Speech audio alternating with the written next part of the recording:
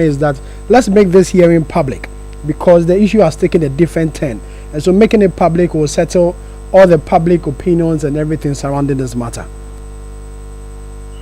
Well, you see, it's more complex than that. But first of all, let me mention that yes, I am in principle in favor of making it public if I had my way. But if you look at how the constitutional provision is worded, to be fair to the other side, that goes against the public hearing, they have quite a point. So apart from us saying it should be made public, maybe we should indicate, make the argument more forcefully, maybe think of some things to show that the broader majority of the citizens are in favor. Maybe do a poll, do other innovative ways to show that really, yes, though the constitution says it should be in camera, the citizens are overwhelmingly in support of a public hearing. Then that way, I'm sure Supreme Court can look at it and then something can be done.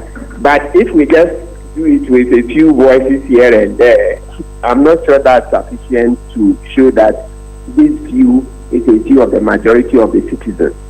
Okay?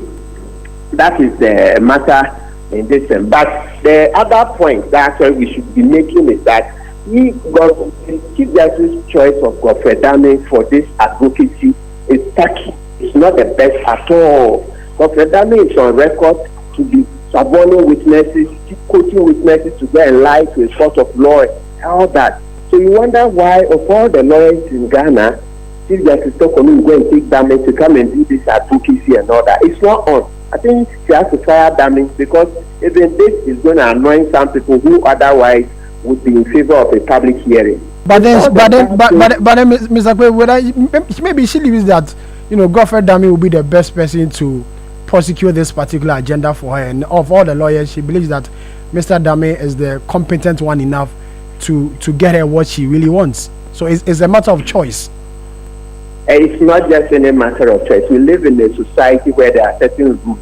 Dame has done great and irreparable damage to the justice system. You heard all the things on the Japati, your suborning witnesses, etc. You don't encourage such a person to continue. It's an insult to the Ghanaian society. It's as if there are no lawyers who are living within the rules. Rather, you are encouraging and promoting lawyers who live outside the rules. Is that what a suspended Chief Justice wants to do? It's not just a choice. Maybe you shouldn't even ask the question this way, because when you do that, then you will force us to repeat that that decision is not a good one. There are 1,001 lawyers who are living within the rules. That means broke the rules severally. It's terribly bad. You have to retain such a lawyer to be your lawyer in that case. There's what we call the Caesar's wife test. Don't give opportunity for any suspicions and innuendos and conspiracy theories to even arise. Yes, we deserve that. It's a lot of disrespect to the Ghanaian society. Do you think that this particular route that the suspended Chief Justice is taking is any right course? Because a lot of people have said that when she was Chief Justice, she always said the law was the law and it was made public all the time, and that the law is being used in this particular instance and she's fighting against it. You think she has a good cause? She has a cause of action to take? Her statement that the law is the law, maybe we need to play the full tape to get the context. Otherwise, just the statement that the law is the law is not one I can use against her. We have to be very objective. Because when you say the law is the law, I don't see that statement saying that a citizen should not challenge the law. You see, you challenge the law, various suits. So maybe we need to get the full context. What was she saying?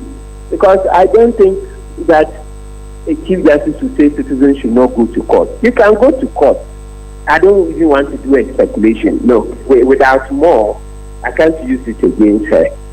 And so, even her going to court is an indication that she has full faith in her colleagues in the judiciary to give her justice. Yes. That's a strong statement that she still has hope in the system. She still has confidence, and that's good.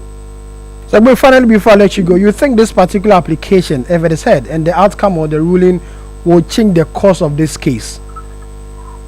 I mean, the matter of the committee's work, I mean. That's one. You see, if to be honest, to answer it properly, it will involve me sitting in judgment on the application, meaning that I'll write my own ruling and that. I think by the time I'm done with the analysis, we will be in contempt of court. So this case here, let it pass me by. Let's study a bit. I'm sure the court is soon going into it and we'll see the thinking of the court. And after, we can also give our own version. Martin, thank you very much as always. Martin Kpebu is a private legal practitioner speaking to us there. This is Eyewitness News, coming to you live from our studio here